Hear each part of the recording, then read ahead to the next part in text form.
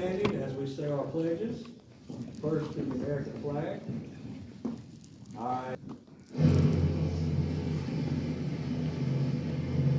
Oh, say, can you see by the dawn's early light what so proudly we hailed at the twilight's last gleaming, whose broad stripes and bright stars through the perilous fight o'er the ramparts we watched were so gallantly streaming, and the rocket's red glare, the bombs bursting in air, gave proof through the night that our flag was still there.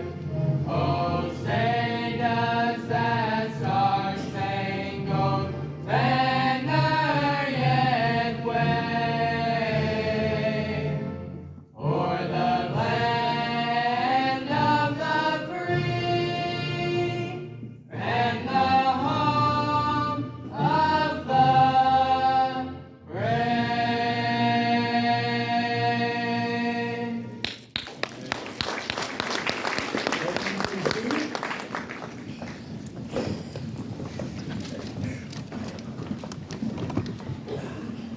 Well, at this time, we would like to call one of our seniors up. Our valedictorian would like to give a speech today, Miss Esmeralda Perez.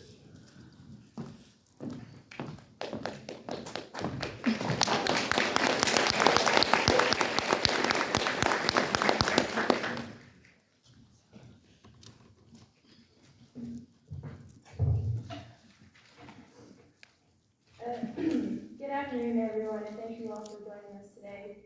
From the beginning of the school year, I was constantly being asked if I was ready to graduate. The answer was the same each time, which is no.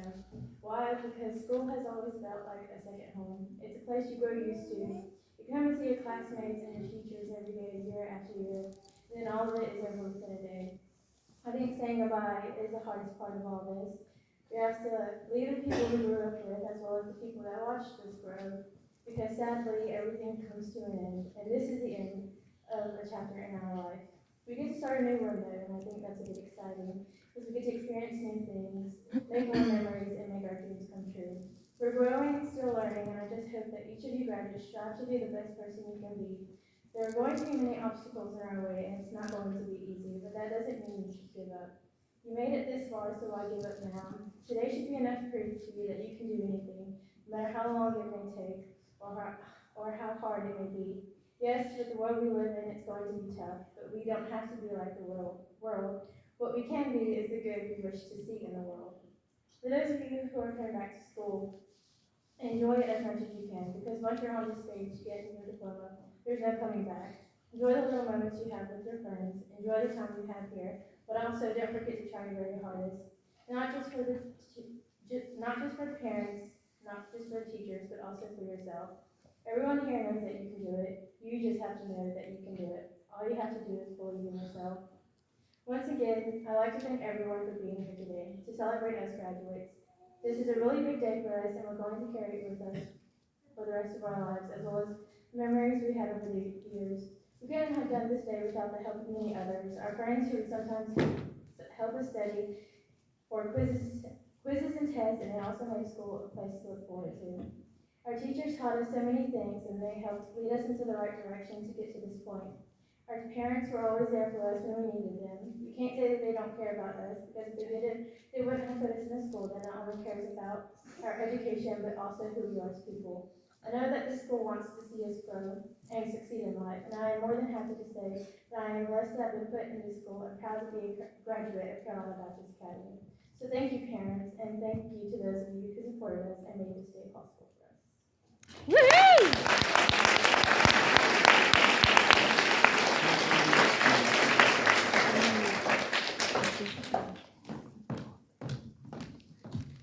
Yesterday was awards day here at the school, and I'll give his speech. So at this time, J.J. Shepard. Whoop, whoop.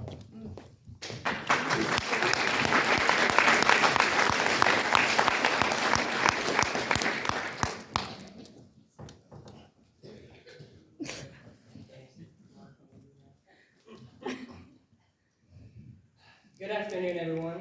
On behalf of the class of 2023, I would like to thank all faculty, family members, and guests for coming to celebrate the graduates. I want to thank Jesus Christ for saving my soul. Without him, none of this would be possible. He has blessed my life in so many ways. I want to thank my parents and family members for supporting me through my life and helping me grow in Christ. I would also like to thank my family members and friends for supporting me and helping me accomplish my goals. And thank some of them because they said I was going to be in trouble if I did. Thank you to those who threatened me. Well, graduates, we made it. I wish I could say that it has been a long 4 years, but it feels like just yesterday we were starting the 9th grade. The world we live in is filled with so many dangers: Ebola, COVID-19, and the worst one yet, facial acne. And despite all the odds, we still managed to graduate. We have survived English, spelling, literature, science, history, and Brother Sharp's algebra class. Almost every day in algebra class, Brother Sharp was always asked the same question. Brother Sharp, how is this going to help us in life? And it was usually asked by the same person, his son. There he is. He knows it. He raised his hand. Brother Sharp always gave him a simple answer. Just shut up and do your work. Quit asking, just do your work. Now for the seniors listening to this brilliant graduation speech, we are through. At the end of our career as a student, we now have an opportunity. Now is our time to take on the world as Christians and to find or pursue our passions.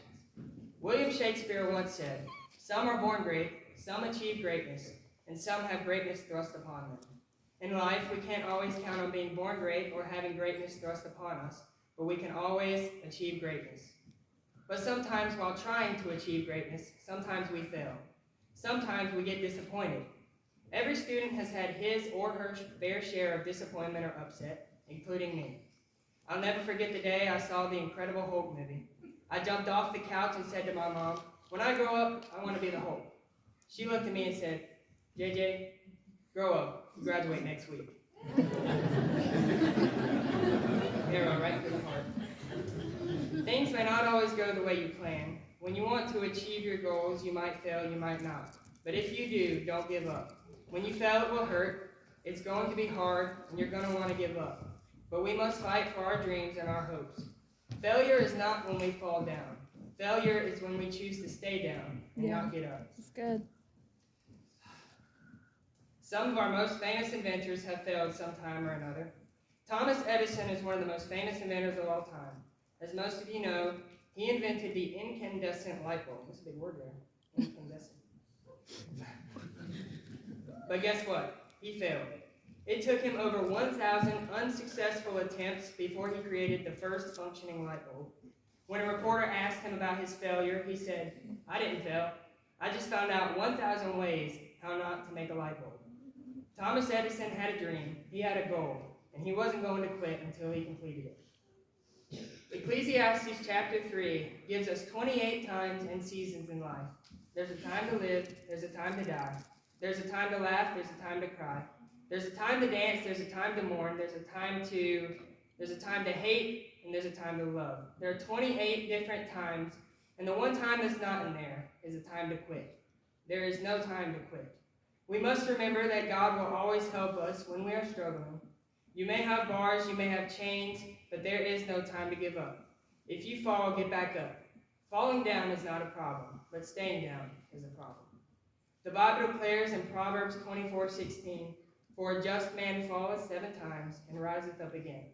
So hear me now, seniors and students with your goals, teachers with your students, parents with your children, and pastor with your church. Do not give up. Do not give up on your dreams. Do not give up on your goals. Do not give up on God. For with God, anything is possible. Thank you. Woo-woo! Woo-woo!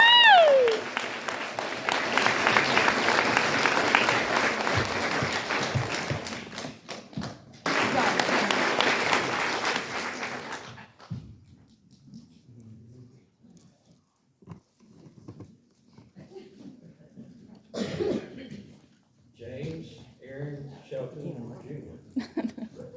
Yeah.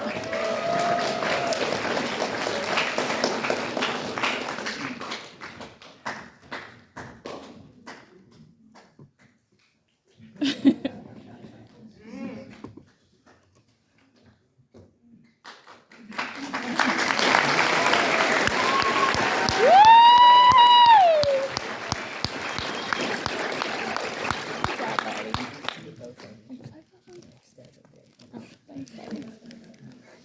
right, this time, family and friends, let's give our seniors one more round of applause.